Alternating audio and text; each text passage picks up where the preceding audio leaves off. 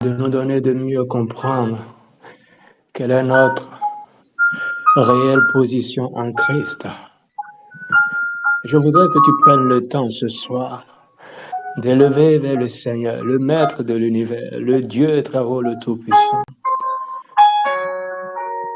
une offrande d'action de grâce.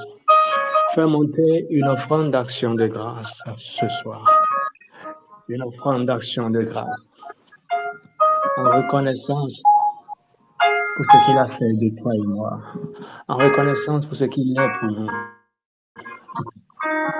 Notre Père éternel. Celui-là qui nous a aimés le premier. À son sujet, la Bible nous dit que c'est lui qui nous a aimés le premier. Alléluia. Il nous a aimés le premier. Seigneur, merci. Est-ce que tu es en train de lui dire merci? La parole dit, rendez grâce à Dieu en toutes choses. Rendez grâce à Dieu en toutes choses. Car c'est à votre égard la volonté de Dieu en Jésus-Christ. Seigneur, nous voulons te rendre grâce. Seigneur, nous voulons te célébrer. Seigneur, nous voulons te bénir. Quelle grâce que de t'appartenir. Quelle grâce que d'être appelés les élus de Dieu, les bien-aimés du Père. Merci Seigneur. Merci Seigneur. Merci Seigneur. Je veux juste te dire merci Seigneur. Mon frère veut juste te dire ce soir merci Seigneur. Ma soeur veut juste te dire ce soir merci Seigneur. Nous voulons simplement dire merci. Nous voulons simplement dire merci à l'ancien des jours, au Maître de l'univers. Merci Seigneur. Merci Seigneur. Merci Seigneur. Alléluia. Oh, merci Seigneur. Merci Seigneur. Merci Seigneur. Tu es si bon pour nous. La parole de Dieu nous dit, dans le livre de Romains, chapitre 6, le verset 4, la parole de Dieu nous dit que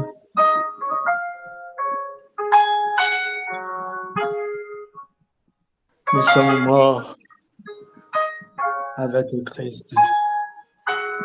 La parole nous dit que nous sommes ressuscités avec lui. Nous avons été co-ressuscités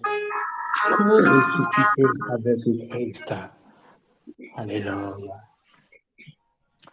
Pourquoi le Seigneur nous a donné d'être co-ressuscités avec lui? Quel est le but de Dieu? Quel est le but de Dieu derrière son sacrifice à Golgotha? Qu'est-ce qu'il voulait faire? Quel est le but de Dieu? Est-ce que le but de Dieu est que malgré qu'il soit sacrifié pour nous, nous continuons de vivre sur cette terre comme des proies faciles à des méchants, à des esprits dits méchants, à des supposées forces des ténèbres? Est-ce que c'est cela le but de Dieu? Je ne crois pas. Et ce soir, nous sommes là pour que le Seigneur nous révèle son but.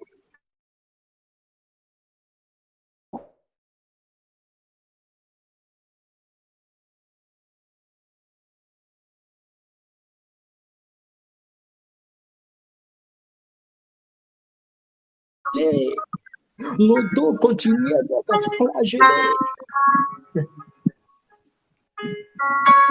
Nous continuons de subir ce que des gens qui ne sont pas en Christ subissent. J'ai la ferme assurance que ce soir, le Seigneur, au travers de sa parole, qu'il va nous révéler ce soir, fera tomber les écailles de l'ignorance de nos yeux.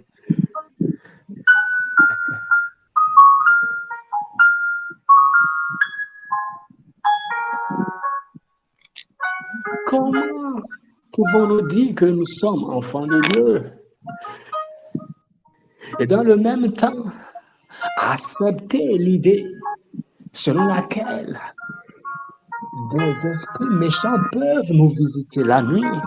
Accepter l'idée qu'on peut avoir visite d'un esprit qu'on appellerait mari de nuit ou qu'on appellerait femme de nuit. Comment pouvons-nous accepter de telles choses?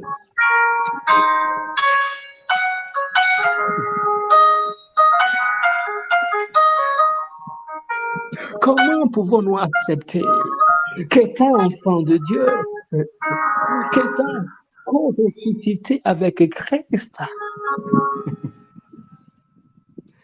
de soi-disant démons, de soi-disant sorciers, de soi-disant occultistes, de soi-disant satanistes, puissent avoir le pouvoir, avoir la force de nous attaquer, de nous nuire, de nous jeter de mauvais sorts. Alors que la Bible nous dit que l'enchantement ne peut rien contre Israël, la divination ne peut rien contre Jacob.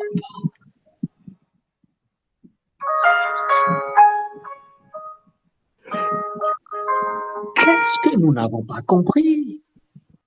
Qu'est-ce qui nous a échappé? Dieu serait-il devenu menteur lorsque Jésus-Christ affirma que ce que le Père lui a donné, personne ne peut les ravir de ses mains? Jésus-Christ serait-il devenu menteur en affirmant cela? Mais alors, pourquoi acceptons-nous l'idée selon laquelle, si nous ne prenions garde, nous pourrions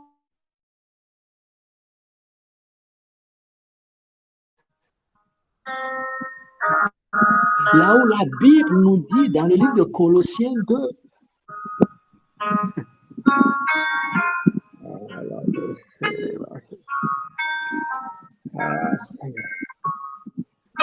là où la Bible nous dit dans le livre de Colossiens 2,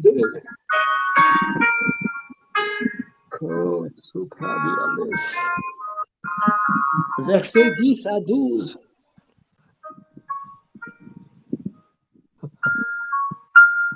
La Bible nous dit que nous avons été délivrés du royaume des ténèbres sans possibilité d'y retourner, sans possibilité d'y retourner, sans jamais y retourner.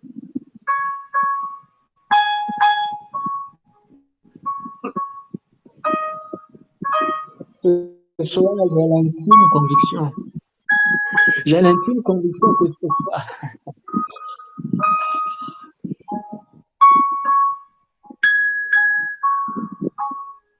la révélation de ta position en Christ mettra fin à tout ce qui constituait lutte, débattement dans ta vie. Je dis et je répète que ce soir, j'ai l'intime conviction que la révélation de ta position en Christ mettra fin à tout ce qui constituait lutte et débattement dans ta vie. Car Jésus-Christ a dit, vous connaîtrez la vérité. C'est-à-dire, vous aurez une rencontre personnelle. Vous aurez une rencontre intime. Vous aurez une rencontre profonde avec la vérité. Et la vérité vous rend et la vérité mettra donc fin au débattement. Et la vérité mettra donc fin à vos luttes. Et ce soir, mon frère, ma soeur, j'ai une bonne nouvelle pour toi. C'est que nous sommes là. Pas pour bavarder, pas pour discourir, mais nous sommes là pour une rencontre personnelle. Nous sommes là pour une rencontre intime. Nous sommes là pour une rencontre profonde avec la vérité. La vérité qui va nous transformer. L'apôtre Paul pouvait dire, soyez transformés par le renouvellement de votre intelligence. Il n'y a que la vérité qui renouvelle l'intelligence et qui entraîne la transformation. Oh Seigneur.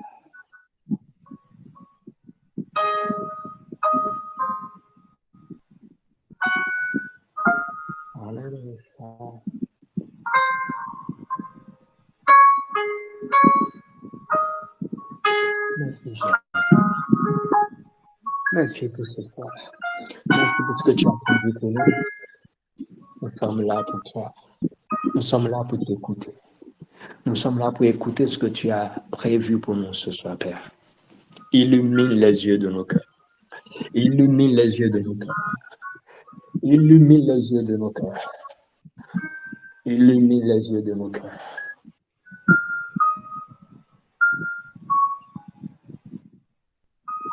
Le Seigneur a dit non.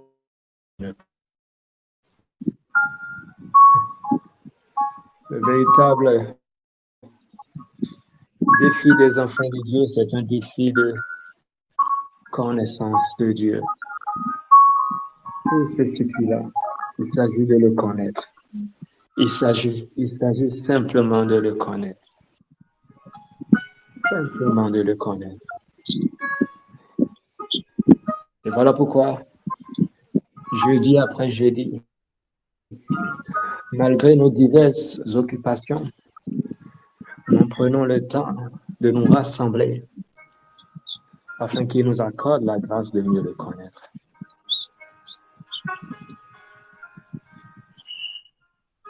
Merci Jésus.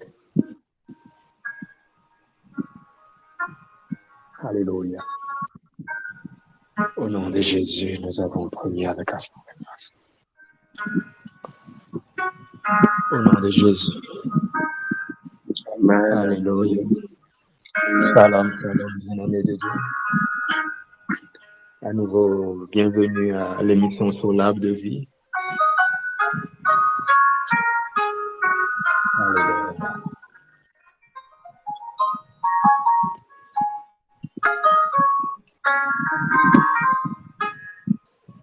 Ce soir,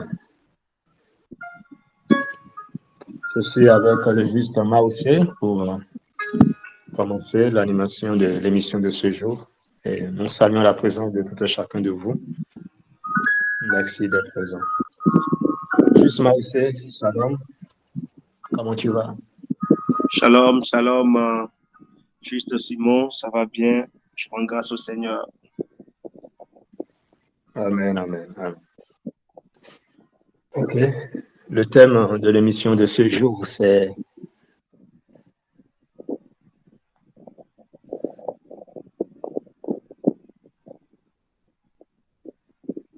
comprendre notre réelle position en Christ.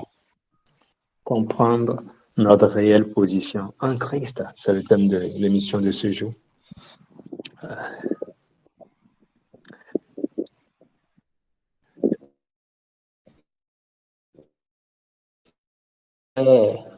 D'entrée de jeu, poser une question au Juste Maoussé. Dis-nous, en quoi c'est important aujourd'hui pour tout enfant de Dieu, en quoi c'est important pour lui de comprendre sa réelle position en Christ?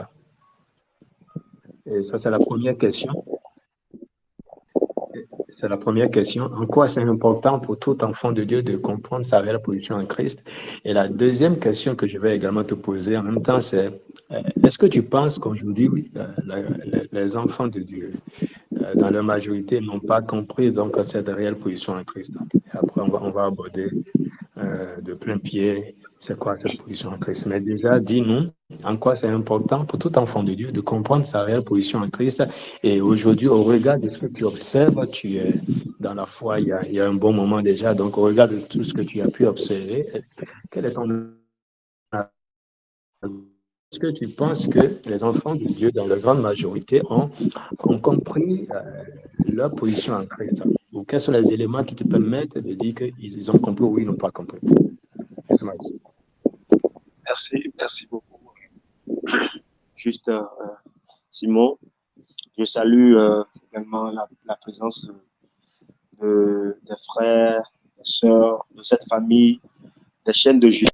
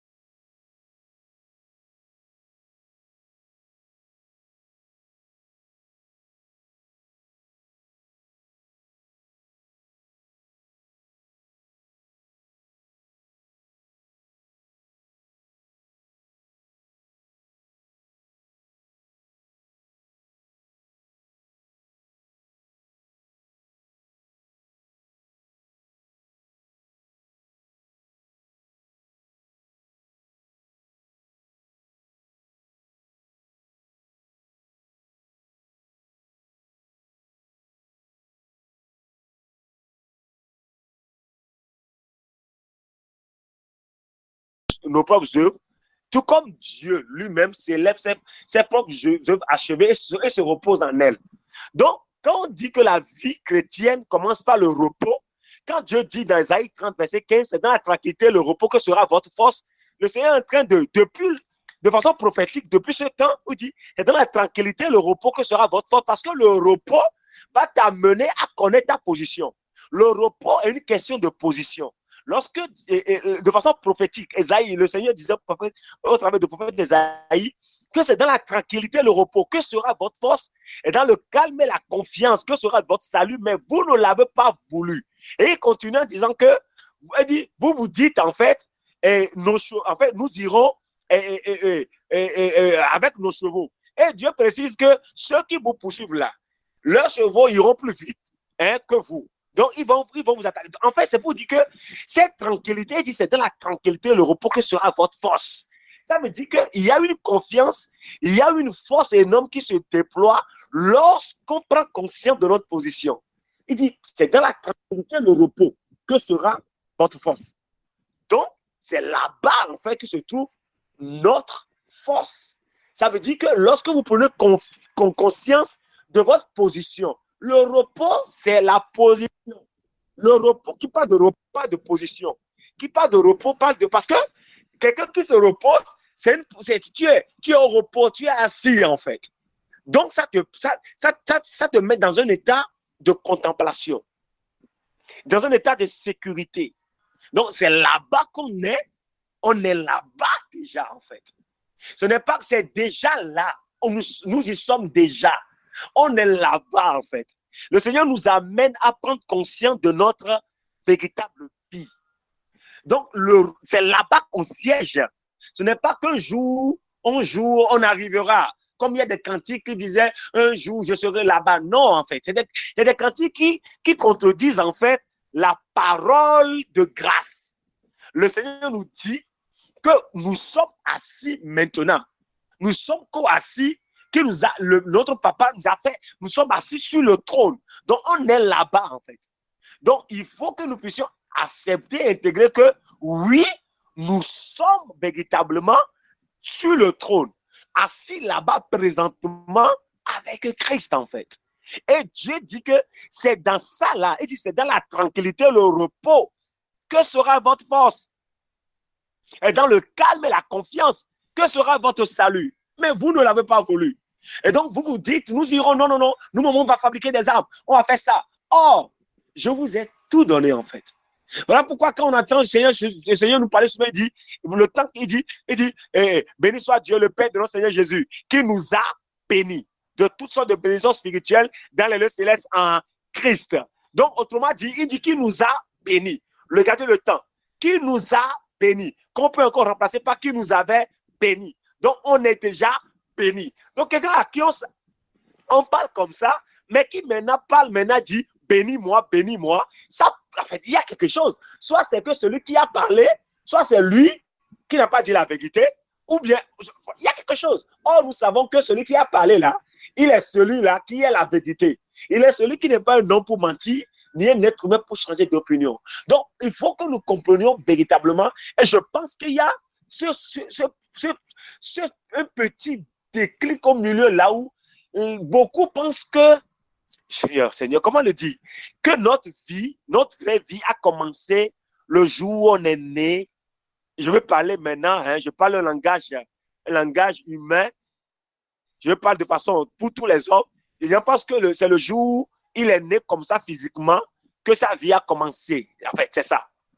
Or, si nous lisons, nous parcourons les Écritures, nous comprenons que non. Le jour, je parle de la naissance selon la chair et le sang, c'est le jour où nous sommes nés comme ça au travers d'un homme, ou bien relation entre un homme et une femme. Ce n'est qu'une manifestation dans le monde physique, sur la terre, je vais dire. Mais en réalité, celui qui vient d'être manifesté sous forme de bébé là, existait depuis. L'esprit qui est en lui là, c'est un vieillard en fait. Parce que devant le trône, il existait depuis en fait. Maintenant, pour nous, maintenant qui sommes en Christ, étant désormais une création nouvelle, le Seigneur nous dit clairement que nous sommes assis là maintenant, étant la justice de Dieu en Christ, nous sommes assis sur le trône. C'est là-bas qu'on est.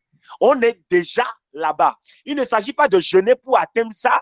Il ne s'agit pas de jeûner, prier ou bien de faire des semences pour pouvoir en fait avoir accès à ça. Non, on est déjà là-bas. C'est notre position. On est déjà là-bas et on ne l'a reçu pas comme étant un don. Non, on est déjà là-bas. Nous sommes déjà là-bas. Voilà, je pense que je vais m'arrêter là pour le moment. Merci.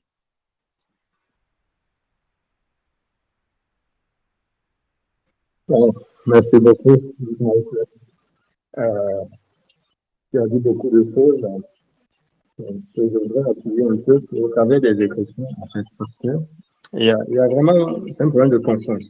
Un problème de conscience. Tu as dit que la position en Christ est une position de repos. C'est une position où on est dans la contemplation et en sécurité. Et qu'il y a une force énorme qui se manifeste lorsque nous prenons conscience de cette position de repos en Christ. Tout à fait. Et aujourd'hui, c'est vrai que beaucoup d'enfants de Dieu n'ont pas compris qu'en fait, ils sont à la fois, nous sommes à la fois sur la terre et dans les cieux. Je répète, nous sommes à la fois sur la terre et dans les cieux. Et je ne l'invente pas. Et nous allons sonder les Écritures rapidement. Je suis dans le livre de Jean 3, verset 13. Jean 3, verset 13. Et là, c'est Jésus-Christ lui-même qui parle. Jean 3, 13, dans la version anglaise TPT. Je vous envoie le verset dans le chat, dans la discussion. Voilà. Il a dit ceci, « Nul n'est monté dans les cieux, si ce n'est le Fils de l'homme qui existe aussi dans les cieux. » Qui existe aussi dans les cieux. Alléluia. Et en araméen, le commentaire dans la version TPT en araméen explique ce que ça signifie quand Jésus a affirmé que le Fils de l'homme est assis aussi dans les cieux. Ils ont expliqué un peu ça et je nous le lis rapidement pour qu'on puisse mieux comprendre la pensée du Seigneur. Jean 3, 13. Il a dit ceci, Jésus a partagé un mystère avec Nicodème. Pendant qu'il était sur terre en train de servir, Jésus était aussi au ciel dans le royaume des esprits. Être à deux endroits en même temps est aussi le privilège accordé à chaque croyant. Nous sommes à la fois assis avec le Christ dans le royaume céleste, mais aussi vivant notre vie sur terre. C'est ce que signifie être en Christ. Alors, quand on dit je suis en Christ, on n'a jamais compris ce que ça signifie en fait. Et là, on vient d'avoir la signification. Quand tu dis que tu es en Christ, ça veut simplement dire que tu es à la fois dans les cieux et sur la terre. Au même moment, en même temps. Tu es à la fois dans les cieux et sur la terre. C'est ce que ça signifie être en Christ. C'est ce que ça signifie être en Christ. Alors, si donc on parle de ce postulat-là, et quand on dit que nous sommes en Christ, comme nous aimons bien le dire, on est fier de dire, ah, je suis en Christ maintenant, je suis en Christ, je suis en Christ. Si donc on passe de ce postulat-là, à savoir que être en Christ signifie que nous sommes à la fois, au même moment, en même temps que Christ, nous sommes dans les cieux que sur la terre. Parce que la Bible nous dit quelque chose. Le verset qu'on a lu plus haut tout à l'heure, il était dit dedans, dans Éphésiens 2, 5 à 6, il est dit qu'on a été déposé dans les cieux. On est d'accord, déposé dans les cieux. Qu'on est co-assis avec Christ. Mais à quel moment nous avons été co-déposés dans les cieux? Parce que la Bible nous dit, Colossiens 2, 10 à 12, et même Éphésiens 2, 5 à 6 le disent, nous sommes ressuscités avec lui, co-ressuscités avec lui. À quel moment on a été déposés avec lui? Acte 1, verset 9. Au moment de l'ascension de Christ.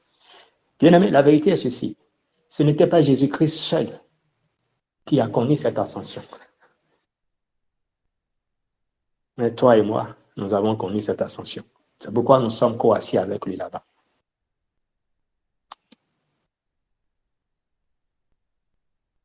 Parce que nous sommes sa postérité. La Bible dit que nous sommes morts avec lui. Nous avons été ensevelis avec lui. Romains 6, verset 4. Nous sommes morts avec lui. Nous avons été ensevelis avec lui. Et nous sommes ressuscités avec lui. Et on vient dire que nous avons été élevés, assis avec lui dans les cieux. Est-ce qu'on peut être assis dans les cieux sans l'ascension? Impossible. Donc, tout le cheminement, on l'a fait avec Jésus-Christ. On a fait tout le cheminement avec lui.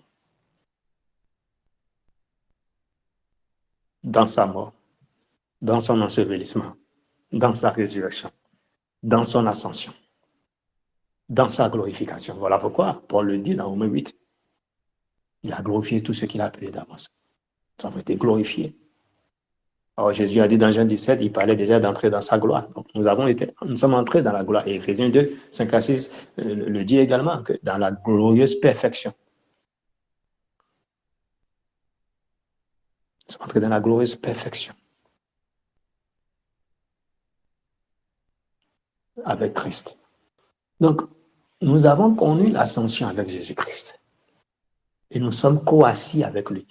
Et je vais souligner ce mot co-assis là, parce que quand on dit co-assis, ça veut dire que, en fait, on est sur le même siège que Jésus. C'est pas que Jésus est assis, Christ est assis sur un siège et toi tu es sur notre siège là-bas pour qu'on puisse dire que un esprit, un démon, je sais pas quoi va venir maintenant te toucher pendant que peut-être Jésus est en train de somnoler. Non, mais Jésus ne somnole pas, bien entendu. Alors nous sommes co-assis avec lui, nous sommes assis sur le même siège que Jésus-Christ. Le siège royal. Nous sommes des royautés avec Christ.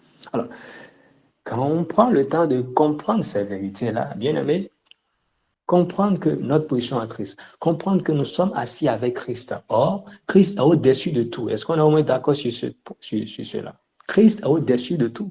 Christ est au-dessus de toute autorité. Christ est au-dessus de toute domination satanique. Christ est au-dessus de tout esprit méchant, en fait.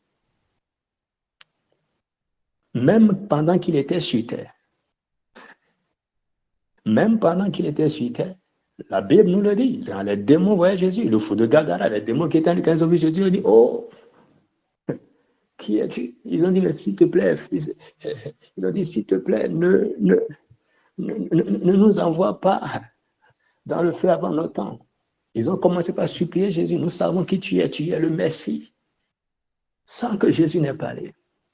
Jésus n'est pas allé faire 30 jours de jeûne et prière avant de venir chasser ces démons-là. Bien aimé, nous avons un sérieux problème de conscience de notre position en Christ. Et pour camoufler nos lacunes,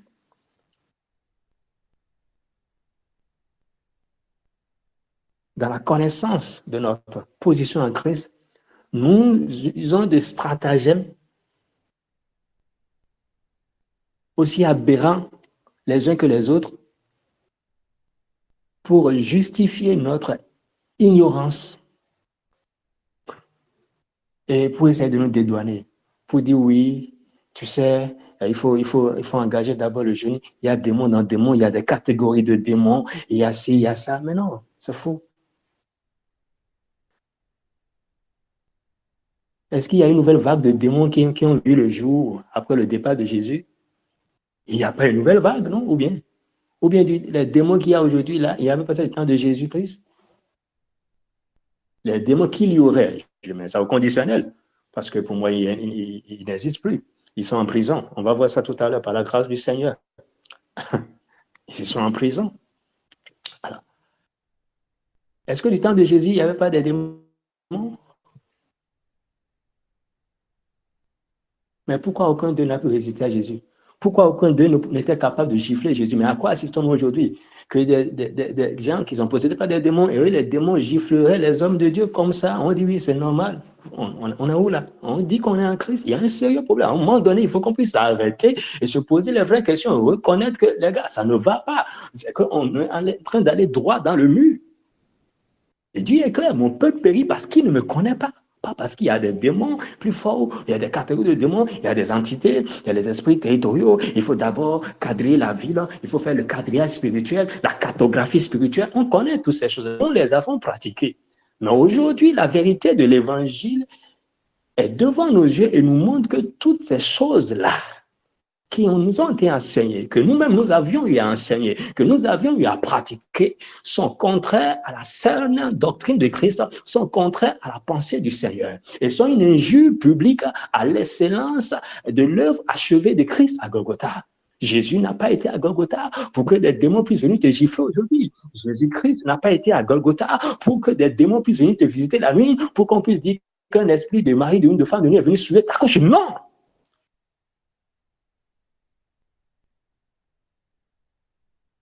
Ce n'est pas sérieux. Comment tu peux être co-assis avec Christ et un démon va venir suivre ta couche? On parle de qui, finalement? C'est à croire alors donc que le démon est venu souiller la couche de Jésus-Christ. Vous êtes sérieux? Quand tu dis que tu es en Christ, le démon a pris par où il est rentré en Christ. Oh, la Bible me dit, Colossiens 3, verset 1 à 3, la Bible me dit ceci. Vous êtes mort et votre vie est cachée avec Christ en Dieu. Ta vie est cachée. Le démon a pris par où pour rentrer. On dit ta vie est cachée en Dieu. Le démon a traversé Dieu. Il a éventré Jésus-Christ. Est-ce que le démon a éventré Jésus-Christ pour avoir accès à toi? Et on va me dire qu'aujourd'hui, des démons vont t'attaquer. Bien aimé, c'est ton ignorance qui t'attaque. Si tu vois de prétendues attaques dans ta vie, laisse-moi te dire ce soir que c'est alors que ce sont simplement ton ignorance qui t'attaque.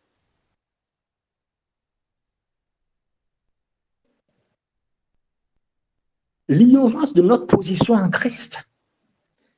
Et tant que tu ne connaîtras pas la vérité sur ta réelle position en Christ, parce que ce qui s'enseigne aux enfants de Dieu aujourd'hui n'est pas leur réelle position en Christ. C'est pourquoi le terme est comprendre ta réelle position en Christ. Ta réelle position en Christ est une position où aucun diable, aucun démon ne peut s'approcher de toi. Il n'y a pas à dire, ah, parce que tu as ouvert une porte, j'ai ouvert une porte là, est-ce que parce que je suis dans ma maison, j'ouvre de porte, est-ce que cela donne droit à un voleur de rentrer dans la maison? On parle de quoi finalement? Si je suis aux États-Unis et j'ouvre la porte dans ma maison et qu'il y a un voleur connu de tous qui est dans un bas-fond du Bénin, est-ce que cela donne droit à ce voleur qui est dans un bas-fond du Bénin de venir entrer dans ma maison, moi qui suis jusqu'aux États-Unis? Il passe par où pour venir là-bas? On est sérieux? Là où la Bible nous dit qu'il y a-t-il de commun entre la lumière et les ténèbres? Rien. Alors, comment les ténèbres vont venir là? Colossiens 1, verset 13. Colossiens 1, verset 13 à 15 nous dit ceci. Nous avons été transportés du royaume des ténèbres dans le royaume du Fils de son amour, le royaume de lumière. Transportés. Tu n'es plus dans le royaume des ténèbres. Mais aujourd'hui, les enseignements qui sont donnés aux enfants de Dieu leur font croire que leur position en Christ est une position où ils ont encore un pied dans le royaume des ténèbres. Excusez du peu, mais c'est la vérité. Parce que si ces enseignements ne leur font pas croire qu'ils ont encore un pied dans le royaume des ténèbres, sur quelle base on peut dire qu'un démon va venir t'attaquer? Parce que dans le royaume de Christ, il n'y a pas de démon. Est-ce qu'on est d'accord jusque-là, bien-aimé de Dieu? Est-ce qu'il y a un démon dans le royaume de Christ? Parce qu'à présent, nous vivons dans le royaume de Christ, on est d'accord? La Bible dit nous ne sommes plus des gens de Dieu, mais nous sommes désormais des gens de la maison de Dieu, de la famille de Dieu. Nous sommes dans le royaume de foi, le royaume de Christ. C'est là où nous sommes. On a été transportés. Il y a eu un changement de position qui s'est opéré ce jour-là à Golgotha. Il y a eu un changement de position. Et c'est là où je rejoins le juste Maoussé quand il dit que la vie est une question de position. Et Dieu en est conscient plus que nous. C'est pourquoi il a opéré ce changement de position pour nous. Et la Bible dit, Paul dit dans Colossiens 2, 5 à 6 que j'ai lu dans la version des messages, Paul dit qu'il a fait sans notre aide. Pourquoi? Parce qu'il sait que nous sommes incapables de jouer quelque rôle dedans. Il a fait sans notre aide. Il n'a pas demandé ton avis, il n'a pas demandé ton accord, il ne t'a pas demandé d'aller faire 40 jours de jeûne et prière. En début d'année, tu vas dire, je scelle l'année, tu scelles aucune année. Tu t'es juste affamé inutilement. Dieu ne te demande pas ça.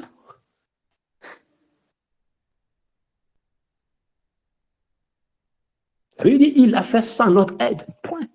Accepte ce qu'il a fait pour toi. Mais c'est l'orgueil humain qui amène beaucoup maintenant à chercher à faire les choses, à prouver. Dieu ne te demande pas de faire. Il accepte ce que j'ai fait pour toi. Vis dans cette conscience. Et tu vas jouir de cela. Simplement. Mais on refuse. Et on se met des charges. On dit, ah, moi j'ai engagé 7 jours de jeûne et prière pour lier les démons, pour briser tes liens. Quel lien? De quel lien? Parce que tu n'as pas compris ta réelle position en Christ. Est-ce que Christ est lié?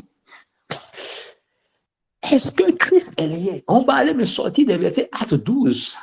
Pour dire que oui, Pierre était en prison. Ils ont prié et les chaînes sont tombées. Et on va prier.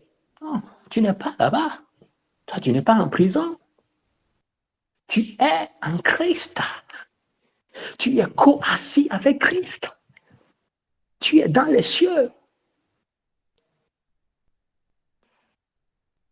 Aujourd'hui, les enfants de Dieu ne vivent plus par la foi. Oh, la parole dit le juste vivra par la foi, mais les enfants de Dieu ne vivent plus par la foi, mais les enfants de Dieu vivent par les médias.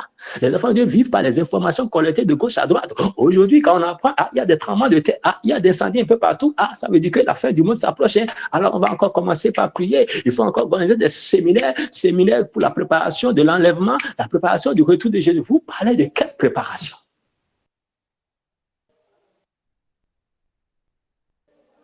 Là où ma Bible me dit que Jésus-Christ présentera l'Église sans tache, sainte, irréprochable devant Dieu, c'est lui qui va la présenter.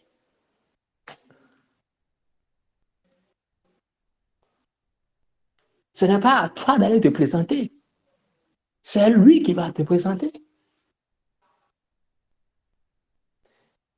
Et la Bible dit que nous avons été scellés du Saint-Esprit pour le jour du retour de Jésus. Scellés du Saint-Esprit. Tu es scellé. Tu veux aller où? Tu crois que tu peux partir où? Tu es scellé. Soit tu n'as jamais été sauvé et tu seras peut-être un aspirant au salut, je ne sais pas. Mais celui qui est sauvé, c'est fini. Il est en Christ. Et être en Christ signifie être à la fois dans les cieux et sur la terre, exactement comme Jésus-Christ de son vivant sur la terre en tant qu'homme était à la fois sur la terre et dans les cieux. Et c'est ce qu'il a révélé à Nicodème dans Jean 3, verset 13. Et c'était ce qui scandalisait les pharisiens. C'était ça qui scandalisait les pharisiens, les scribes. Ils se disent, mais comment toi tu peux parler comme ça? Comment tu peux dire que tu es à la fois dans les cieux et sur la terre? Jamais homme n'a parlé ainsi. Jamais homme n'a dit de telles choses. Et il n'y a rien de nouveau sous le soleil. C'est la même chose qu'on voit aujourd'hui. C'est la même chose qu'on assiste aujourd'hui. Quand nous tenons ce genre de propos, les gens sont scandalisés. Voilà pourquoi nous reconnaissons, nous disons qu'il y a vraiment le scandale de la grâce. Quand tu parles de ces choses, ça scandalise les religieux.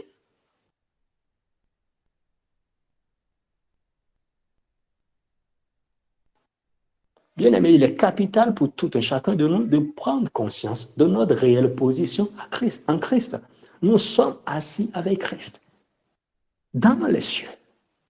Ce n'est pas nous serons, ce n'est pas à venir.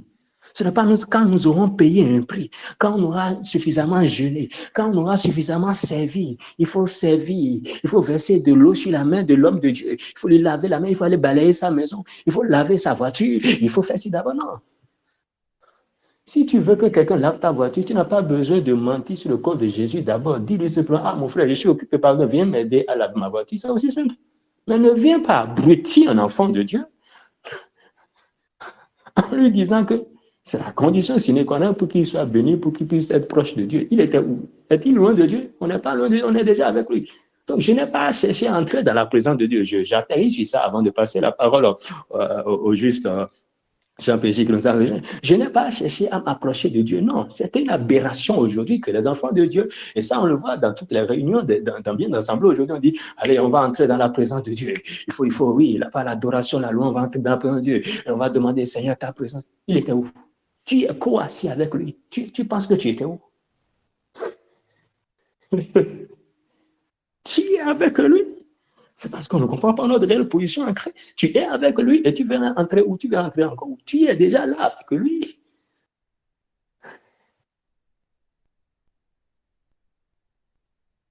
Nous ne sommes pas en Adam, nous sommes en Christ. Est-ce qu'on comprend ce que ça signifie? Nous ne sommes pas la race adamique, nous sommes la race Christ. Et aujourd'hui, personnellement, je m'insurge contre cette adamisation de la nouvelle création. Que beaucoup de prédicateurs, beaucoup de personnes qui se disent serviteurs de Dieu, enseignants de la parole, font.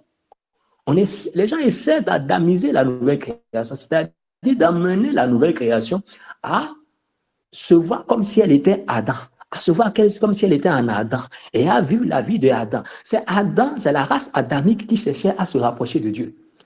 Israël était de la race adamique. La vie du peuple d'Israël que tu peux voir dans l'Ancien Testament, c'est jusque dans Matthieu et dans les évangiles, tous ceux, ils cherchaient à se rapprocher de Dieu parce qu'ils sont en Adam, ils n'étaient pas en Christ. Christ n'était pas encore manifesté. Donc, c'est normal qu'ils posent des actes, qu'ils fassent des chemins, des sacrifices pour se rapprocher de Dieu. On va me dire que oui, Salomon a sacrifié 1000 holocaustes. Salomon n'est pas en Christ. Salomon est en Adam. À un moment donné, il faut qu'on fasse la part des choses. Pourquoi voulons-nous adamiser la nouvelle création? Pourquoi?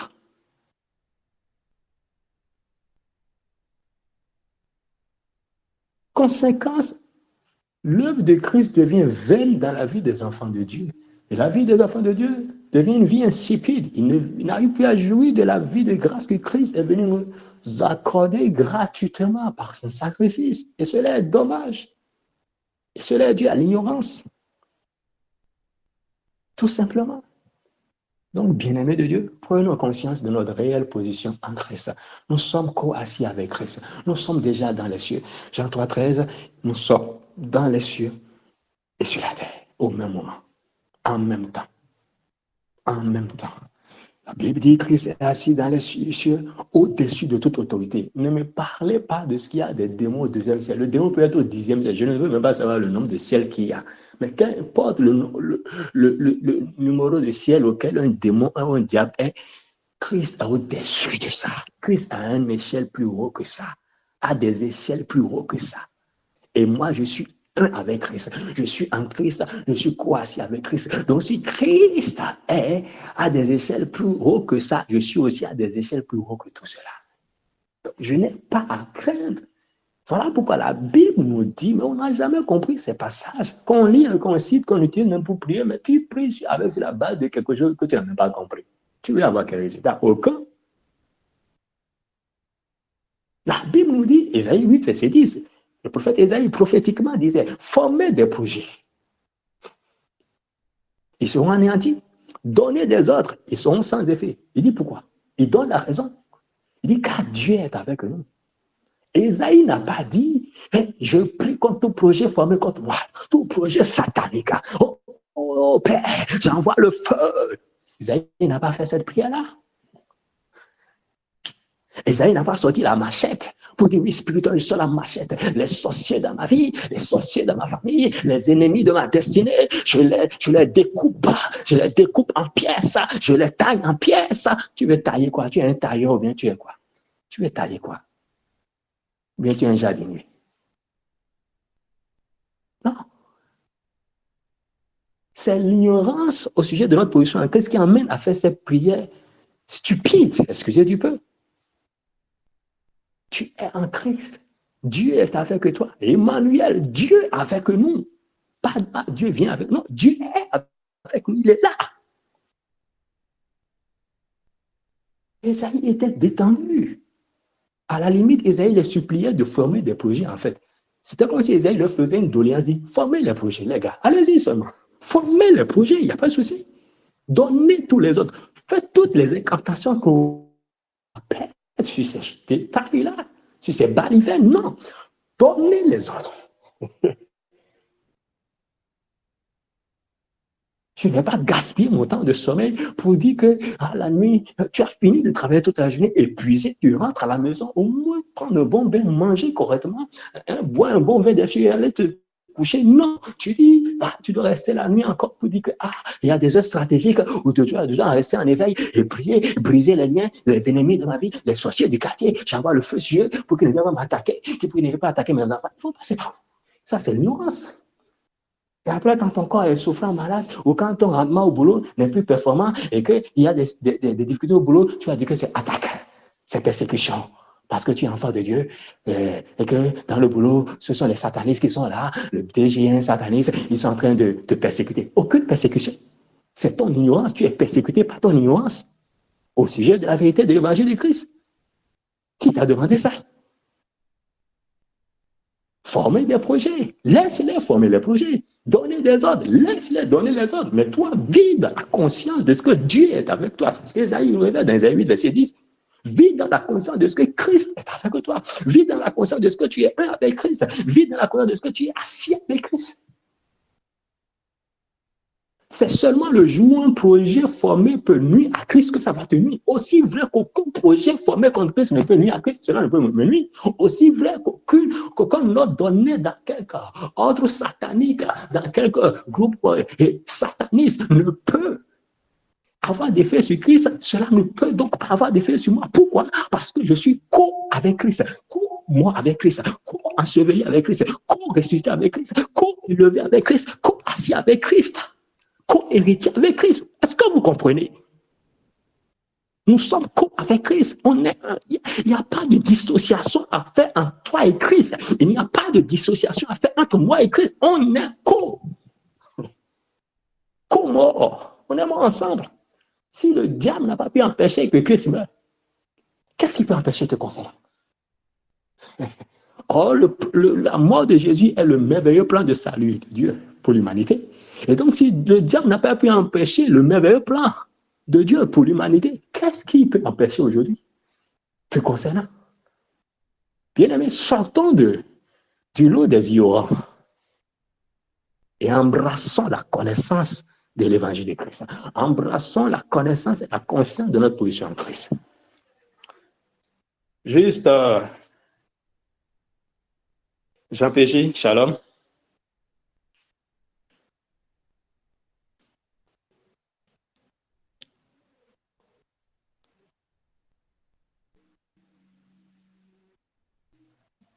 Oui, Juste Jean shalom. Pégy, shalom. Bienvenue. Oui, shalom. Merci. Tu as pris l'émission en cours. Est-ce que tu as quelque chose à dire par rapport au thème? Oui, d'entrée, merci beaucoup. Justement, d'entrée, je présente mes excuses une fois encore pour pour le retard. J'ai eu un petit contretemps selon la volonté du Seigneur, mais je me réjouis d'être avec vous. Je voudrais juste partager un passage que mon frère Maoussé aime bien dans Galates 1, verset 6. 1, verset 6, je lis, qui dit « Je suis stupéfait de la rapidité avec laquelle vous vous détournez de Dieu. Il vous a appelé par la grâce du Christ et vous regardez à une autre bonne nouvelle. » Le verset 7 dit « En réalité, il n'y en a pas d'autre. Il y a seulement des gens qui vous troublent et qui veulent changer la bonne nouvelle du Christ. » Eh bien, si quelqu'un, même si c'était nous ou un ange venu du ciel, vous annonçait une bonne nouvelle différente de celle que nous vous avons annoncée, qu'il soit maudit.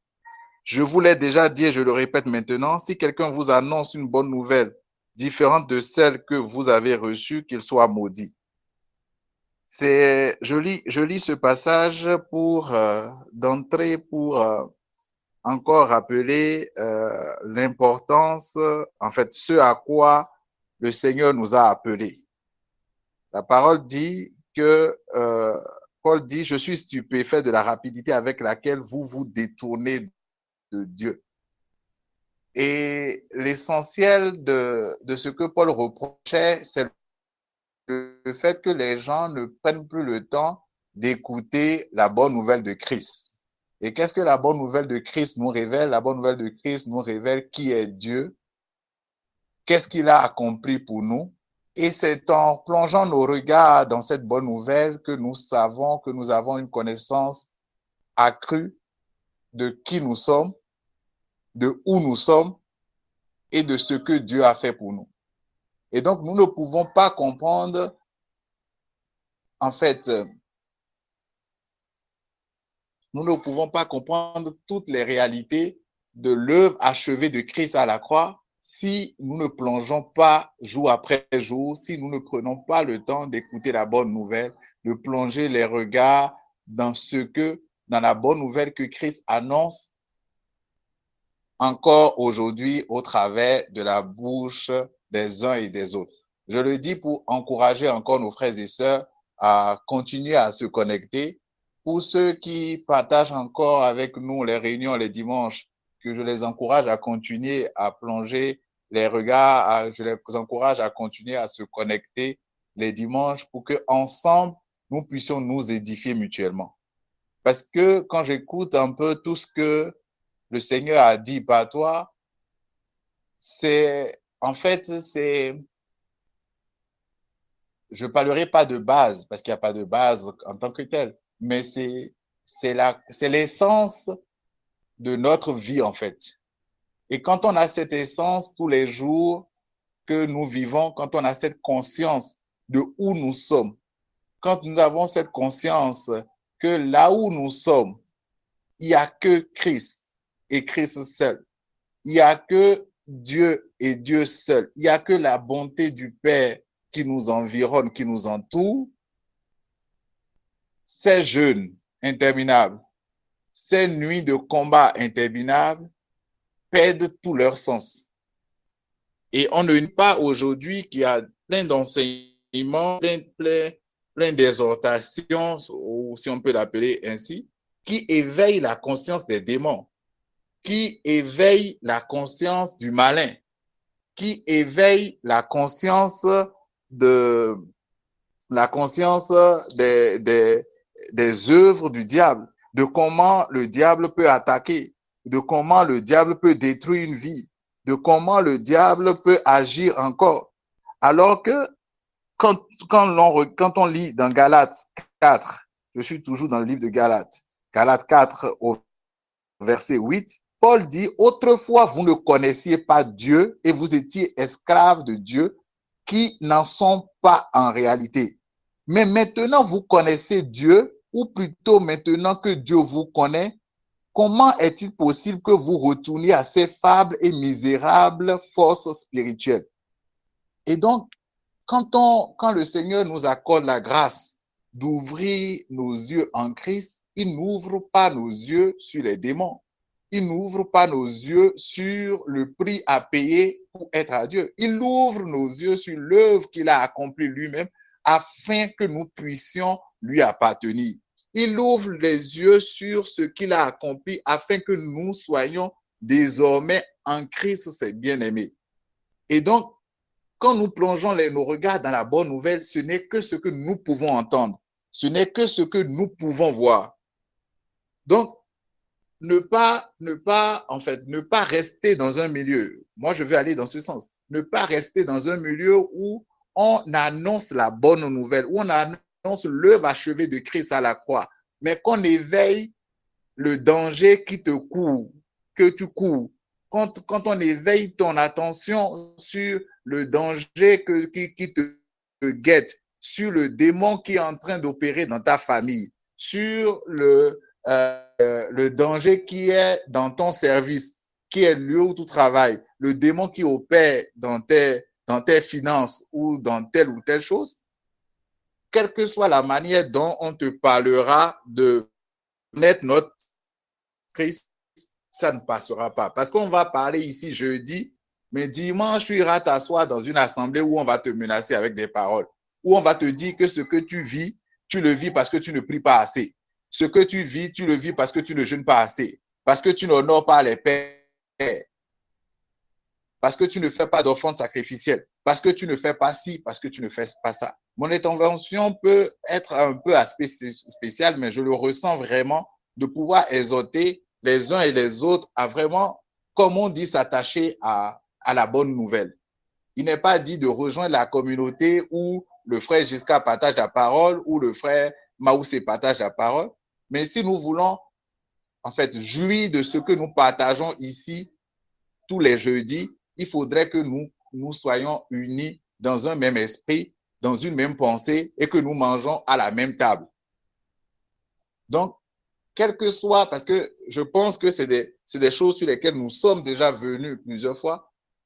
Et si on veut aller de l'avant, pour moi, il est vraiment important que les frères et sœurs ici puissent s'attacher vraiment par la grâce de Dieu à ce que nous partageons. S'attacher, s'il y a si les gens peuvent se connecter les dimanches pour écouter les paroles qui sont partagées, les passages qui sont partagés, les partages qu'on fait en semaine, du lundi au vendredi, tous les matins, que les gens s'abonnent, qu'on crée un forum, que les gens partagent et qu'ils vraiment mangent à la bonne source.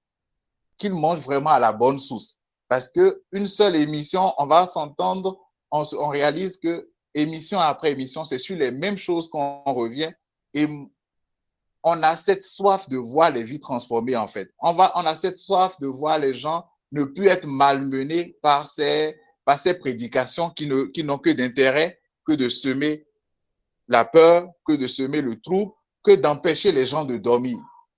Parce que la parole dit que il nous a transportés du royaume des ténèbres et nous a placés dans le royaume de lumière, de fils de son amour. On est quelque part, en fait. Et si si autrefois, on était ténèbres et qu'aujourd'hui, on est devenu lumière en lui, qui a transporté d'un royaume pour un autre royaume, en réalité, qu'est-ce que les ténèbres peuvent venir chercher là où on est aujourd'hui? Parce qu'il y a deux royaumes. Il y a le royaume des ténèbres, il y a le royaume de lumière. Et Paul dit clairement qu'il n'y a pas de lien entre les ténèbres et la lumière. Mais si celui qui a créé le ciel et la terre, celui qui est Dieu, il dit que lui, il t'a transporté du royaume des ténèbres et t'a placé dans le royaume de lumière, du fils de son amour, quel type de prédication peut te faire croire encore le contraire? Le juste Giscard partage souvent quelque chose avec nous qui est vrai. C'est ce que tu crois, ça que tu vas voir venir. Si tu crois, si le Seigneur t'accorde la grâce d'accepter que ta réelle position n'est pas ce que tu vois, que ta réelle position est en Christ, placé dans le royaume de lumière, tu verras la lumière partout. Tu verras la grâce partout. Tu verras la faveur partout. Même dans les choses où les autres appellent malheur, même les choses où les autres appellent difficulté, tu verras la grâce, tu verras la faveur. Mais si tu fais un mélange, parce que après avoir raccroché ici, tu vas mettre sur YouTube les 10 manières de pouvoir être en Christ, les 20 manières de pouvoir vaincre la peur, les 50 manières de pouvoir vaincre la timidité. Tu vas entendre du développement personnel qui va te dire des choses qui sont contraires à la parole de Christ. Et quoi qu'on va partager, tu seras toujours embrouillé. Tu ne vas pas dormir en paix.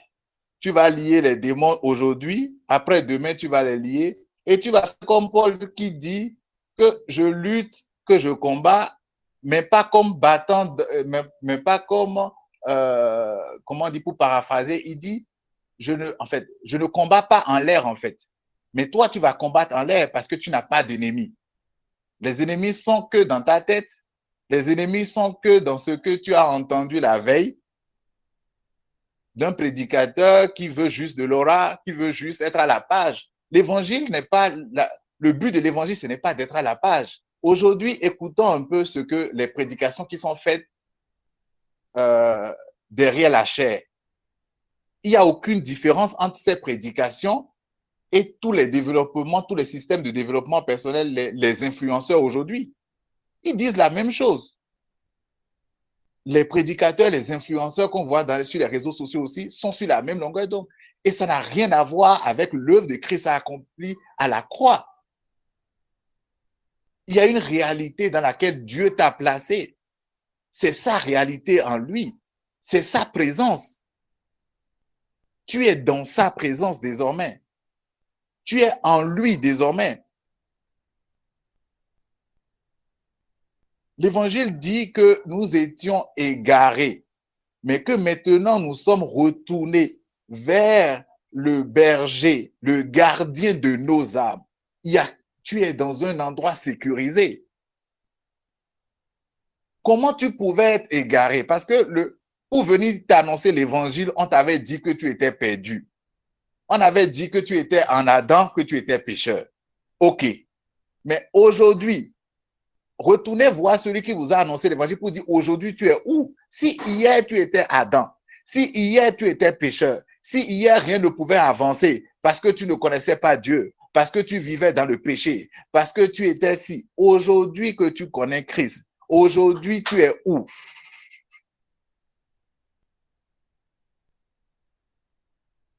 Il faut qu'on se pose la bonne question. On ne peut pas mélanger Adam et mélanger Christ. On ne peut pas mélanger lumière et mélanger ténèbres. On ne peut pas mélanger oui et mélanger non.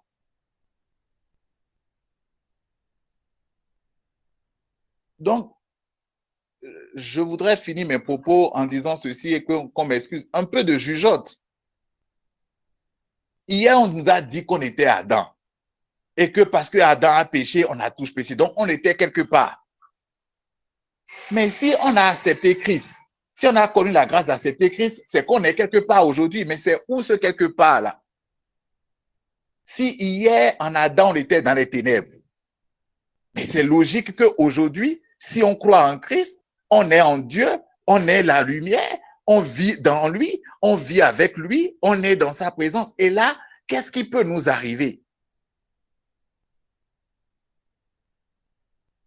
Qu'est-ce qui peut nous arriver?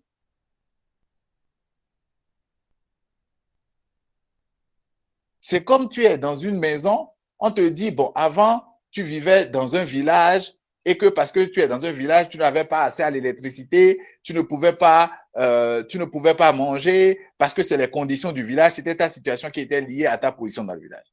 Aujourd'hui, on dit, bon, maintenant, tu n'es plus dans ce village. Tu es au niveau du palais de la présidence. Tu dors avec le président qui est rempli de gardes, où on ne peut pas passer, une voiture ne peut même pas passer à 1000 mètres. Et tu as les mêmes craintes que tu as quand tu étais au village, sans lumière. Alors que celui qui est venu t'annoncer l'évangile te dit, si tu crois à Christ, c'est que désormais, tu deviens enfant de Dieu. Et tu ne peux pas être enfant de Dieu et être dans la même réalité que celui qui n'est pas enfant de Dieu. Ce n'est pas possible. Donc, il faut que le Seigneur vraiment nous accorde la grâce de... En fait, pour moi, c'est simple, c'est de ne plus écouter. Je vous en prie, allez sur YouTube et tapez les comment, franchement, ou allez dans une assemblée où on va vous prêcher votre péché, on va vous prêcher le développement, comment fructifier l'argent, comment devient le meilleur de toi-même. Quel est l'évangile qu'il y a là? Deviens la meilleure version de toi-même. Quel évangile il y a là?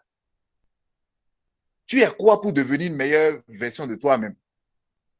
Ou qu'est-ce que Christ a à voir dans ça? Déploie-toi. Vous-même, regardez les titres. Vraiment que le Seigneur nous accorde la grâce. Moi, ce soir, c'est vraiment nous exhorter à être vraiment d'un seul cœur, d'une seule pensée et qu'on mange à la même table. Qu'on ne mange pas à une table jeudi et que dimanche, qu'on se retrouve à manger dans une table, comme Paul dit, bon, je ne veux pas dire consacré à des gens, mais vraiment qu'on...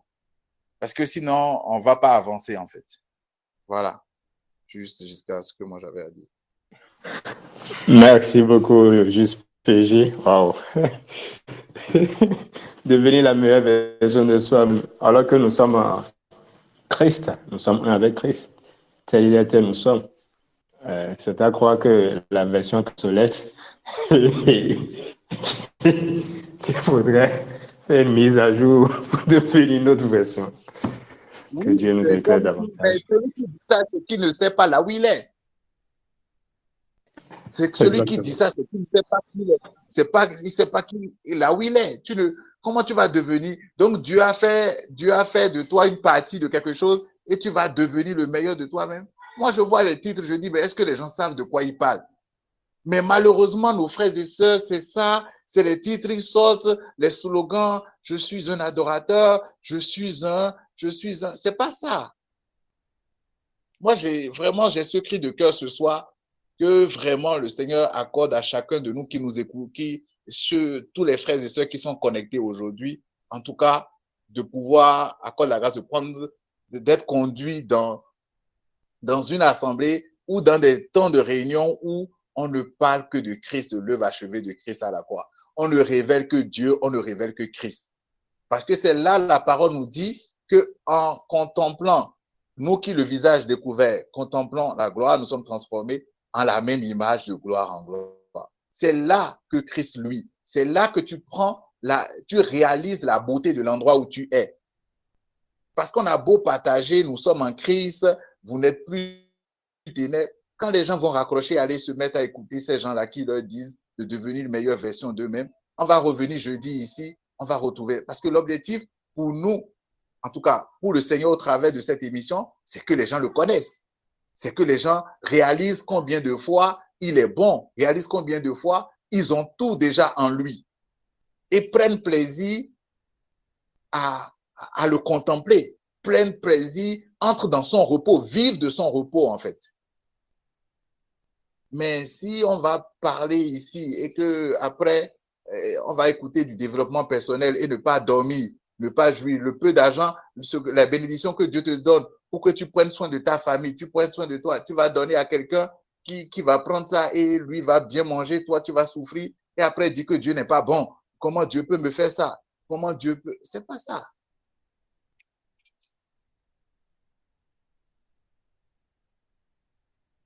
Wow. Amen. Merci beaucoup. Avant de donner la parole au jugement aussi pour son mot de fin, je voudrais demander est-ce que, à nos frères et sœurs qui sont connectés ce soir, est-ce que vous avez des questions ou des apports rapidement? Vous pouvez activer votre micro et intervenir. Merci.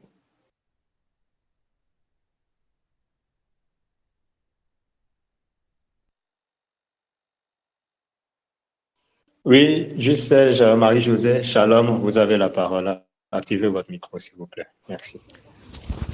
Oui, shalom, shalom, mes frères et sœurs.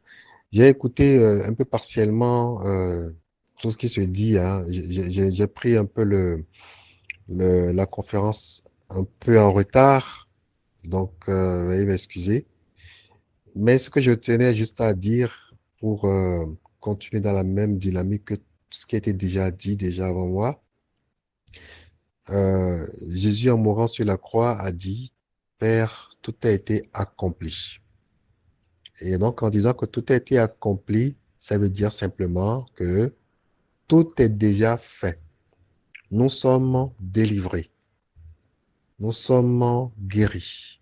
Et que nous, tout ce qui nous reste en tant que désormais nés en Christ et vivant en Christ, c'est de vivre simplement dans l'espérance de sa promesse et de faire en sorte que les paroles qu'il a laissées, qui sont donc de respecter les commandements et les paroles de Dieu, tout ce qu'il a demandé, qui même me suit et met en application donc mes recommandations, mes commandements, c'est donc de faire exactement ce que le Christ a dit pour vivre une vie heureuse. Je crois que mes prédécesseurs ont déjà dit un certain nombre de choses. Moi, je ne suis pas très outillé et je n'ai pas la science infuse pour parler suffisamment de choses de la Bible ou citer les paroles bibliques, mais je retiens simplement que le Christ en mourant sur la croix a dit que tout est accompli. Et quelqu'un qui vient, mon père, mon frère ou n'importe qui vient, il me dit, Serge, Marie-Josée, tout est accompli. Ça veut dire, tu n'as plus d'inquiétude. Repose-toi sur moi. Moi, je pense que c'est un peu la, c'est ça que moi je crois et que j'invite certainement mes frères et sœurs à croire que Jésus, il est mort à la croix pour désormais fermer derrière lui tout ce qui a été et que désormais tout ce qui vient est et va exister parce que nous le voulons et que nous croyons en lui.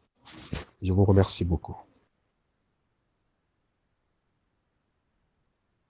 Merci beaucoup, juste Serge Marie-José. Merci pour vos interventions. Est-ce que d'autres frères et sœurs voudraient également intervenir rapidement?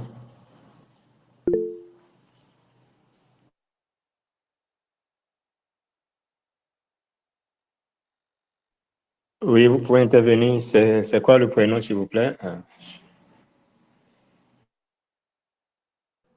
Stéphane. Ok, juste Stéphane. Shalom, mon frère. Merci. Je vous suis au fait depuis la Côte d'Ivoire, au fait. Voilà. J'aimerais juste dire au fait, la religion nous a blagué, au fait. Voilà. On nous a présenté un christianisme qui est centré sur nous et sur nos œuvres. Or, en réalité, c'est tout le contraire, au fait. Le christianisme est seulement centré sur Christ et son œuvre accomplie à la croix. L'homme n'est que participant à cette œuvre-là par la foi et non par ses propres œuvres, au fait. Moi, personnellement, en fait, j'ai arrêté de fréquenter les dénominations, en fait, parce que quand tu vas dans les églises, on te rappelle toujours que c'est toi qui dois faire. C'est toi tu fais, c'est toi tu fais, c'est toi tu fais. Et jamais Christ ne fait. C'est toujours toi et tes œuvres qui sont mis en exergue, pendant que l'œuvre de Christ, en fait, est derrière toi, en fait. Voilà. Donc, je tiens à vous dire merci quand même parce que vous nous faites du bien. Grâce à vos exhortations, vous nous faites quand même du bien. Je bénis vos noms et je remercie le Seigneur pour ça. Si vous pouvez créer un groupe WhatsApp où on peut se connecter régulièrement pour échanger, ça va nous faire du bien. Ou bien même les dimanches, même créer des cultes en ligne, ça va nous faire du bien. Parce que nous qui avons arrêté de fréquenter les dénominations, on trouve que nous sommes pareils, que nous n'allons plus à l'église. Or, pourtant, l'évangile qui est prêché dans les églises ne correspond même pas à l'évangile qui est dans la Bible, en fait. Voilà. Donc, c'est tout ce que j'aimerais vous dire. Merci.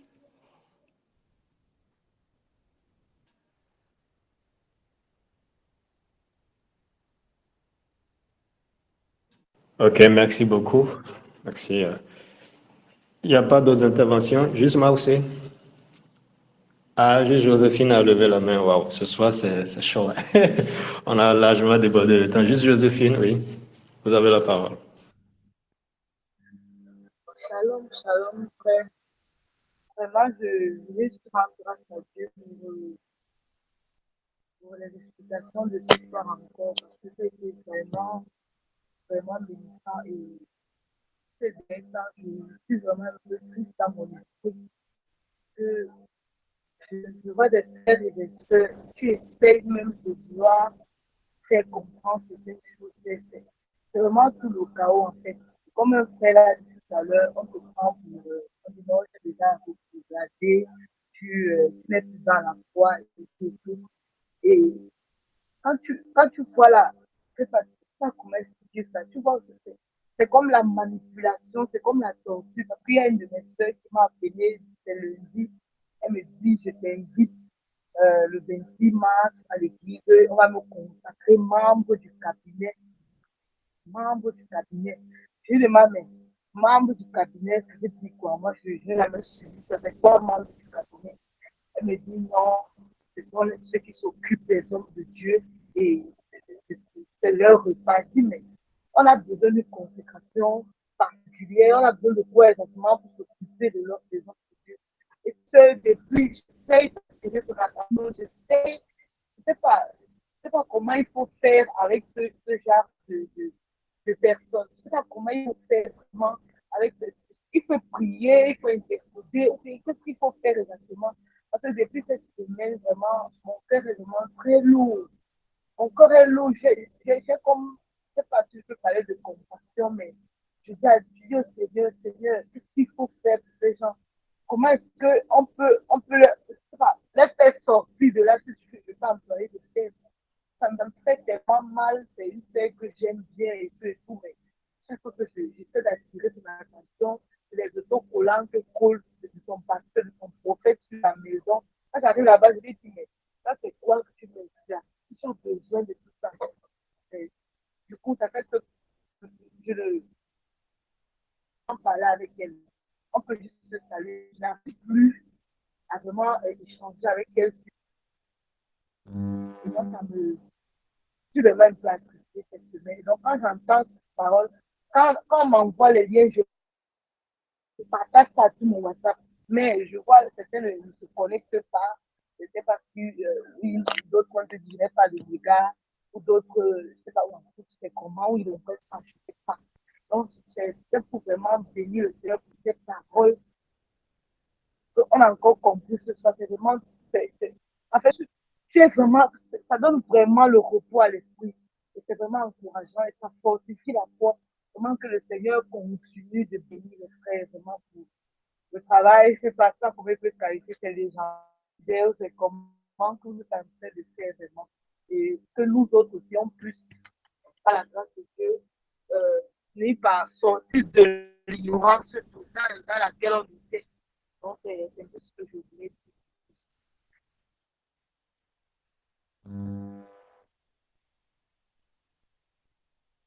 Amen, merci beaucoup. Ok, je pense que nous tendons vers la fin de l'émission. Le groupe WhatsApp de l'émission sur l'art de vie vient d'être créé et j'ai envoyé le lien dans le chat de discussion, donc vous pouvez copier le lien ou suivre le lien pour pouvoir intégrer le groupe WhatsApp de l'émission sur l'arbre de vie et on continuera les échanges et vous aurez également l'opportunité de poser des questions par rapport à tout ce qui est débattu lors de nos émissions dans le forum. Merci. Alors, justement, Oussé, tu as la parole pour ton mot de fin.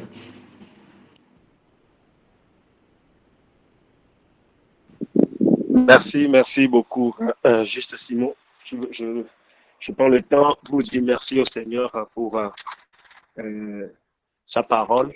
Et si j'ai quelque chose encore à ajouter, c'est ce passage clé que j'aime beaucoup, que j'affectionne personnellement de Jean 3,13, là, où la parole est claire, où le Seigneur, nous l'avons lu dans la version anglaise, TPT, que le Seigneur Jésus a pris. Il dit, nul n'est monté dans les cieux si ce n'est le Fils de l'homme qui existe aussi dans les cieux. Nous avons compris que il faut, parce que je pense qu'il y a juste un défi ou bien, je ne sais pas comment l'expliquer, les gens ont du mal à comprendre, ou la religion fait que, merci, c'est la religion qui a fait que lorsque nous disons être en Christ, les gens prennent ça pour, je ne sais pas, comme un slogan, comme une phrase en fait, comme une phrase. Et nous avons compris que désormais, quand nous disons que nous sommes en Christ, nous comprenons que c'est une position en fait. Notre papa nous a transportés du royaume des ténèbres et nous a désormais implantés, déposés dans le royaume de lumière du Fils de son amour. Et franchement, la parole de Dieu est tellement claire dessus. La parole de Dieu nous dit que tels sont les terrestres, tels sont également les terrestres, tels sont les célestes, tel est le céleste, tels sont également les célestes. Or, Christ est le céleste. Et donc, c'est nous désormais, quand Dieu dit tel est le céleste, tels sont les célestes, il parle de nous. Donc, c'est là-bas qu'on est. Regardez, c'est Dieu même qui avait créé Adam, le premier Adam, et c'est pourquoi, c'est là où il avait mis. Adam n'était pas en Christ, non. Adam était quelque part où le serpent et ses collabos pouvaient venir. Donc, lui pouvait en fait mener une vie de combat là-bas, il pouvait faire ce qu'il veut. Mais là où nous on est aujourd'hui, là, il y a une différence entre là où on est et là où se trouvent les serpents, tous. Donc, c'est vraiment, je ne sais même pas comment l'expliquer, que de chercher maintenant où Dieu dit que tu es loin de ces choses, et toi tu cherches, toi tu dis chaque fois que tu combats ces choses, que tu es en guerre contre ces choses, Dieu dit que toi vous n'êtes pas au même niveau. Nous sommes en Christ désormais. Là où nous sommes dans le royaume de lumière véritablement.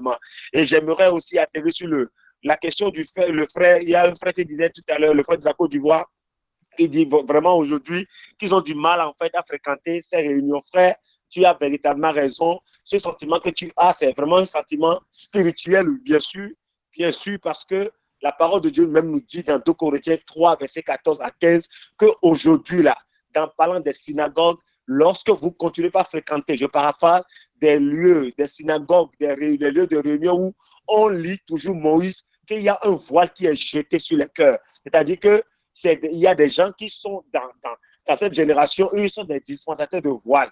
Ils distribuent des voiles en lisant Moïse. Quand on parle de Moïse, on parle de la loi. On te met l'accent sur tes œuvres, on te met l'accent sur ce que tu dois faire. Or, aujourd'hui, l'accent ne doit plus être mis sur ce que nous faisons pour Dieu, non, mais c'est ce que Dieu lui-même a fait pour nous, ce que lui-même il arrange pour nous. Donc, c'est normal parce que c'est fortement spirituel.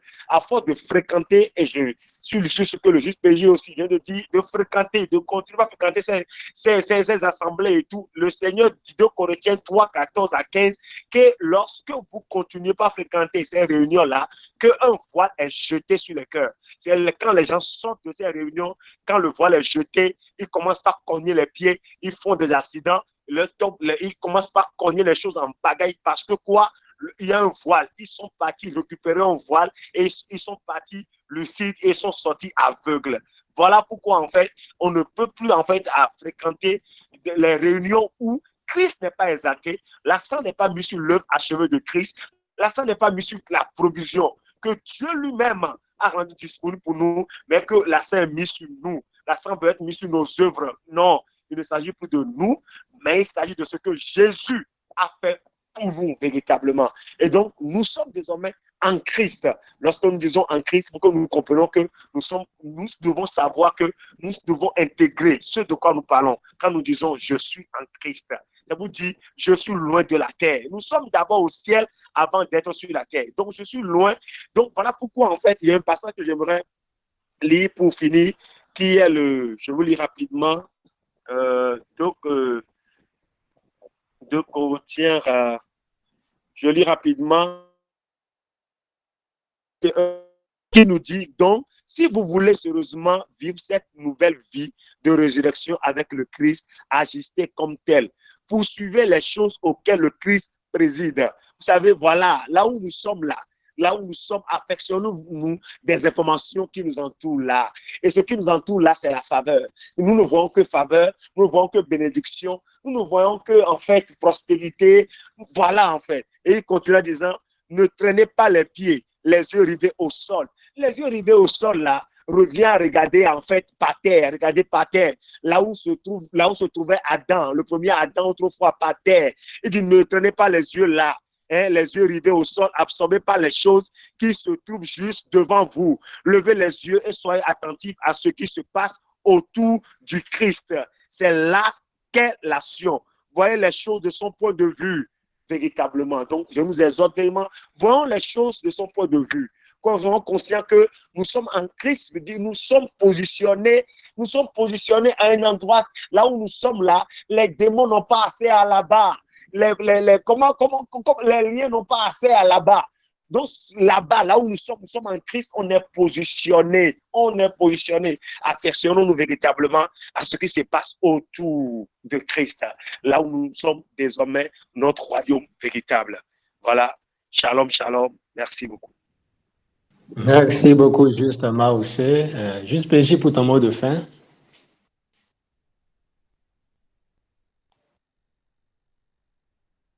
Juste PJ. Non, je pense que je bénis le Seigneur. Je pense que Maoussé a dit l'essentiel de ce que j'avais à dire en deuxième intention. Mais voilà, je pense que il a dit être en Christ ne veut, bon, je veux pas lancer la polémique en disant, mais je ressens de le dire. Être en Christ ne veut pas dire être chrétien. C'est deux choses. C'est pas la religion. C'est pas être en Christ ne veut pas dire appartenir à une communauté religieuse, appartenir à un groupe religieux. Ça ne veut pas dire, c'est une réalité spirituelle d'abord. Ça ne veut pas dire, ça n'a rien à voir avec cette identité de chrétien, d'évangélique, de tout ça. C'est une réalité spirituelle. C'est une réalité spirituelle. Il faut qu'on la comprenne comme telle. Telle que être en Adam aussi était une réalité spirituelle. Être en Christ aussi, c'est être en Adam n'a pas d'identité sur la terre ou à laquelle on peut identifier. Être en Christ, c'est d'abord une réalité spirituelle et il faut qu'on l'accepte comme ça, en fait. Il faut qu'on la voie comme ça, désormais. C'est pas parce que je prie au nom de Jésus, c'est pas parce que je prie dans une église évangélique ou je prie en tant que catholique que je suis en Christ. Non. Je suis en Christ, c'est une réalité spirituelle. D'abord, c'est pas ces choses-là que je fais qui font que je suis en Christ. Non. Je suis en Christ, c'est quelqu'un qui m'a mis en Christ. C'est une position spirituelle que j'ai eue, en fait. J'ai rien fait pour l'avoir. Comme je suis né de la famille Asogba, comme je suis né comme quelqu'un est né, comme mon frère Simon est né de la famille Akpi, il n'a pas choisi. Il est né de la famille Akpi. Qu'il parle comme les Akpi, qu'il mange comme les Akpi ou pas, il est né de la famille Akpi et c'est tout. Donc que je parle comme les Asogba, que je mange comme les Asogba, je suis Asogba, je suis né de la famille Asogba, c'est tout. J'ai pas choisi et c'est comme ça. C'est une position qui nous a été donnée par le Père. Et ça, maintenant, on va commencer par jouir quand on va prendre conscience que mais je suis de la famille, ouais, je suis dans telle position. Donc, vraiment, c'est ce que je voudrais dire et revenir sur mon exhortation de quittons ces assemblées-là. Pas forcément pour venir écouter jusqu'à Maoussé, EPJ, Brice, non, mais quittons vraiment là où cherchez de fouiller sur YouTube à écouter des développements personnels. Ça ne vous fait pas du bien. Ça ne vous fait pas du bien dans vos pensées, dans votre âme. Si vous avez envie d'écouter du développement, mieux vaut écouter même les influenceurs. Au moins là, vous allez écouter avec discernement. Parce que quand quelqu'un porte le manteau de pasteur, vous ne discernez plus. Vous les buvez comme de l'eau.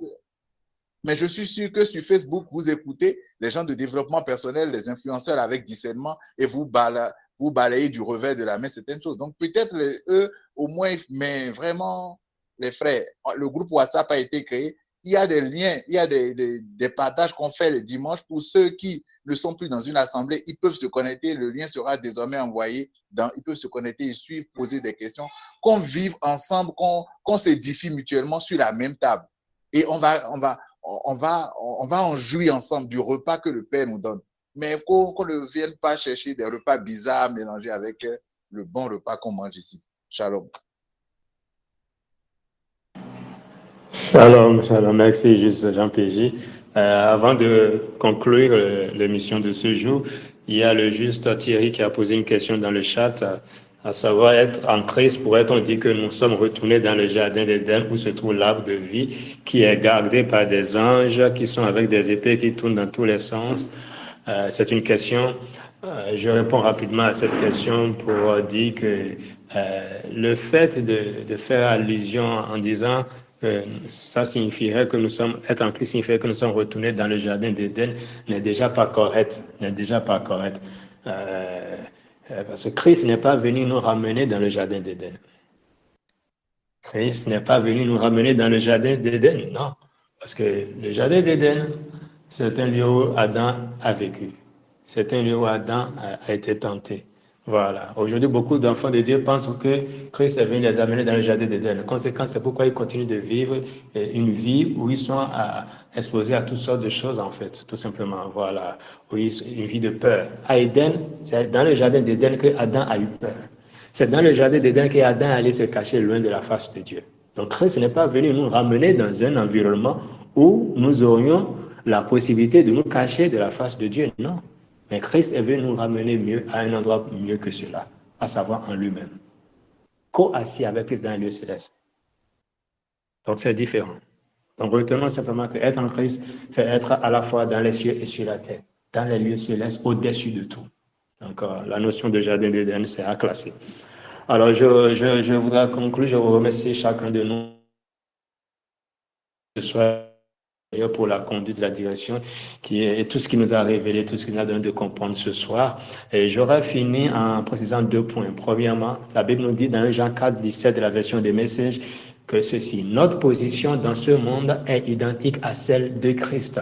Notre position dans ce monde est identique à celle de Christ. En toute situation, donc, vous garder cela à l'esprit. Même si on te dit que, j'ai fait un songe, j'ai vu que les gens te pourchassent, les sorciers veulent te tuer, ou bien toi, tu fais le son, tu vois des sorciers te pourchasser. Non, ma position dans ce monde est identique à celle de Christ. Alors, la question que je dois me poser, c'est, est-ce qu'un sorcier, est-ce qu'un démon, un diable peut pourchasser Christ? Si la réponse à cette question est non, alors je dois alors dormir tranquillement et ne m'inquiéter de rien, parce que si ils ne peuvent pas pourchasser, ne peut pas me pourchasser puisque Ma position dans ce monde est identique à celle de Christ. Donc, il n'y a pas de débat à ce niveau-là. Alors, je finis par ce passage des Écritures. Je suis dans Romains 8, à partir du verset 31, la version des messages, où l'apôtre Paul dit ceci. Alors, qu'est-ce que tu en penses? Avec Dieu de notre côté comme ça, comment pouvons-nous perdre? Bien-aimé de Dieu, tu ne peux rien perdre lorsque tu es conscient de ta position à Christ. On dit, avec Dieu de notre côté comme ça. Paul a eu une révélation, Paul a vu quelque chose. Paul vivait dans la conscience de ce que Dieu était à ses côtés. Ce n'est pas, ah, Dieu vient m'aider. Non, il savait que Dieu était déjà là. Il dit, avec Dieu de notre côté comme ça. De cette manière que mes yeux voient là. Il dit, comment pouvons-nous perdre? C'est une impossibilité. Il ajoute, si Dieu n'a pas hésité à tout mettre en jeu pour nous, embrassant notre condition et s'exposant au pire en envoyant son propre fils, y a-t-il autre chose qu'il ne ferait pas volontiers et librement pour nous? Y a-t-il autre chose que Dieu ne ferait pas librement? Pas parce qu'on aurait forcé la main, pas parce que Dieu attend que nous posions un acte d'abord avant de venir intervenir en notre faveur. Non, il dit librement, sans contrainte et volontairement. Et il continue en disant, et qui oserait s'embrouiller avec Dieu en jouant avec l'un des... Qui oserait s'embrouiller avec Dieu? Qui oserait s'embrouiller avec Dieu? Il n'existe pas cette personne. En jouant avec l'un des deux, ça veut dire quand on dit qu'un diable va t'attaquer, c'est comme s'il veut jouer, il veut s'embrouiller avec Dieu, mais personne ne peut s'embrouiller avec Dieu. Conséquence, personne ne peut venir s'approcher de toi pour jouer avec toi, avec ta santé, avec tes finances, avec ton foyer, avec tes enfants. Personne. Pourquoi? Parce que personne ne veut s'embrouiller avec Dieu. Qui oserait même pointer du doigt? Qui? Paul n'a trouvé personne. Et nous aussi, nous ne trouvons personne. Vivons dans la conscience de notre position en Christ. Shalom chez vous et à bientôt. Le lien pour intégrer le groupe WhatsApp est envoyé dans le chat de discussion. Vous pouvez cliquer sur le lien et pouvoir intégrer le forum qui a été créé pour l'émission sur l'arbre de vie. Demeurez bénis et à très bientôt.